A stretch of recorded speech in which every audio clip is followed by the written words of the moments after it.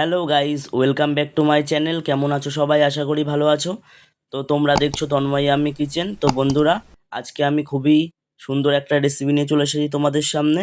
তো বন্ধুরা, দেখেই বুঝতে পারছো আমি এখানে কি বানাতে চলেছি আজকে। তো বন্ধুরা, আজকে আমি বানাতে চলেছি মোচার চপ। তো বন্ধুরা, চলো দেখে নিই এটা বানানোর জন্য আমাদের কি কি প্রয়োজন। তো প্রথমে আমি নিয়েছি মোচা। তো মোচাটা আমি নিয়ে এটা ছাড়িয়ে নেব সুন্দর করে। এর জন্য আমাদের এর ভিতরের যে একটা লম্বা অংশ আছে শক্ত, সেই অংশটা আমাদের ফেলে দিতে হবে। তো বন্ধুরা, দেখতে পাচ্ছ আমি এই ভিতরের অংশটা বাদ দিয়ে দিচ্ছি।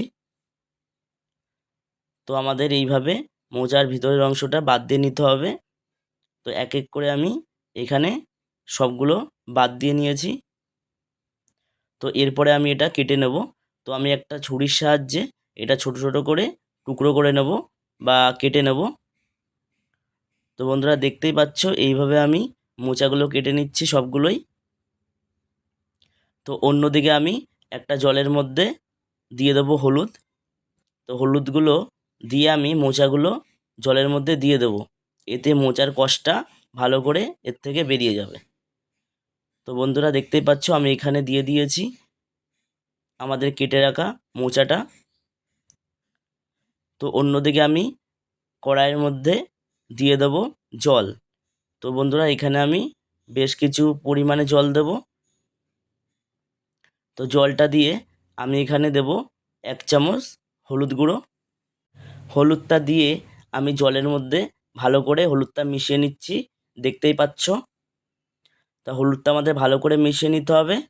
এরপরে আমরা দিয়ে দেব এখানে সামান্য পরিমাণ লবণ। তো লবণটা দেওয়া হয়ে গেলে আমরা এখানে মোচাগুলো জলের মধ্যে দিয়ে দেব পুরোটাই। তো এরপরে আমি ঢেকে দেবো, মোচাগুলো সিদ্ধ করে নেব। তো আমাদের 10 মিনিট এইভাবে ঢেকে রাখতে হবে। তো দেখতেই পাচ্ছ বন্ধুরা, আমাদের মোচাটা প্রায় সিদ্ধ হয়ে এসছে। তো আমাদের মোচাগুলো প্রায় সিদ্ধ হয়ে গেছে, দেখতেই পাচ্ছ। তো অন্যদিকে আমি একটা ছুরির সাহায্যে কেটে নেব পেঁয়াজ। তো পেঁয়াজগুলো আমি এখানে কেটে নিয়েছি। তো আমি এখানে 3টে ছোট ছোট পেঁয়াজ নিয়েছিলাম। তো পেঁয়াজগুলো আমাদের কাটা হয়ে গেছে, এটা আমি একটা বাটির মধ্যে তুলে নিলাম। তো এই অন্যদিকে আমি লঙ্কা নিয়েছি। তো লঙ্কাগুলো আমাদের কেটে নিতে হবে ছোট ছোট টুকরো করে। তো বন্ধুরা, আপনারা পরিমাণ মতো লঙ্কা ব্যবহার করবেন। তো এদিকে আমি নিয়েছি আদা। আর আদাটা আমি গ্রেট করে নেব একটা গ্রেটারের সাহায্যে। তো বন্ধুরা, দেখতেই পাচ্ছ আদাগুলো আমি গ্রেট করে নিয়েছি। তো এদিকে আমি নিয়ে নেব রসুন। তো আমি গোটা কয়েক রসুন নিয়েছি। তো রসুনগুলো আমি গ্রেট করে নিচ্ছি। তো আমাদের গ্রেট করা হয়ে গেছে। আর এখানে আমাদের উপকরণে রয়েছে বাদাম, পেঁয়াজ, কাঁচা লঙ্কা কুচি, আদা আর রসুন। তো বন্ধুরা, এদিকে আমি কড়াইয়ের মধ্যে দিয়ে দেব তেল।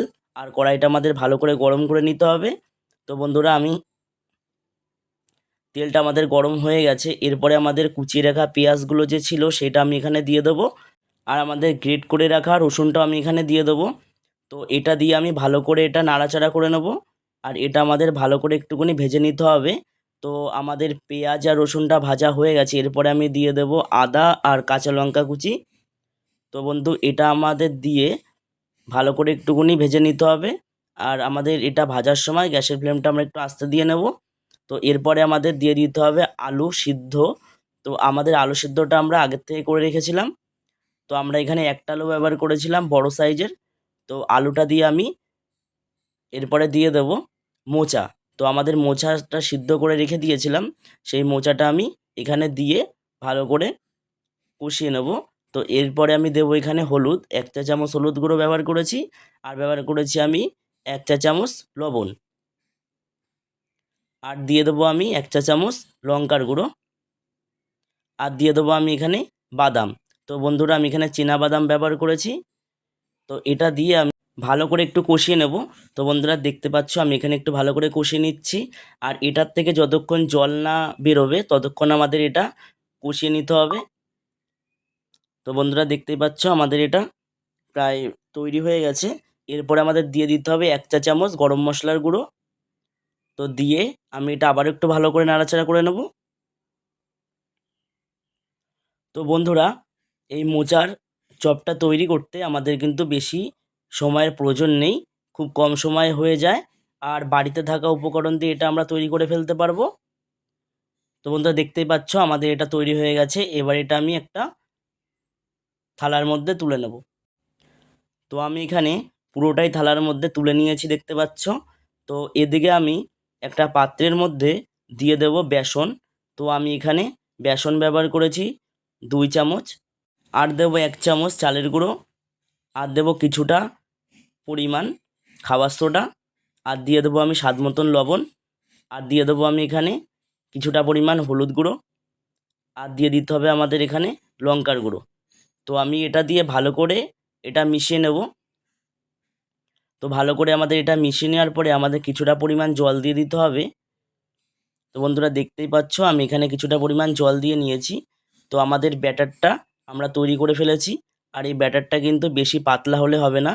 তো আমাদের যে মোচার চপ বানানোর জন্য আমরা যে মোচার তরকারিটা তৈরি করেছিলাম, তো সেটা আমরা এখানে নিয়ে নিয়েছি। আর এটা আমরা গোল করে নেব চপ তৈরি করার জন্যে।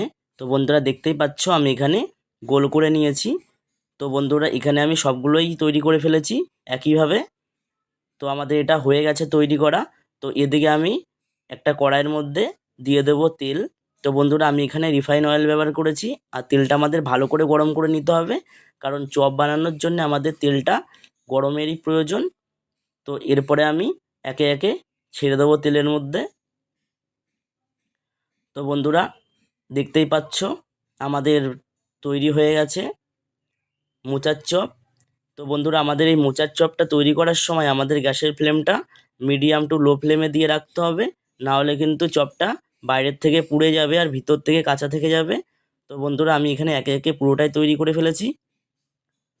আর বন্ধুরা, আমার এই রেসিপিটা অবশ্যই কিন্তু বাড়িতে বানানোর চেষ্টা করবেন। খুবই সুন্দর একটা রেসিপি। আর বাড়িতেও সবাই পছন্দ করবে। সন্ধ্যার টিফিন হিসাবে ওটা খেতে পারবেন চায়ের সাথে। তো বন্ধুরা, আমার এই ভিডিওটা যদি ভালো লেগে থাকে তাহলে অবশ্যই একটা কমেন্ট করে জানাবেন যে আপনাদের কেমন লেগেছে আমার এই ভিডিওটা। আর অবশ্যই একটা লাইক করে দেবেন, শেয়ার করে দেবেন। আর আমার চ্যানেলে নতুন হয়ে থাকলে একটা সাবস্ক্রাইব করে দেবেন। আমার ভিডিওটা দেখার জন্যে অসংখ্য ধন্যবাদ।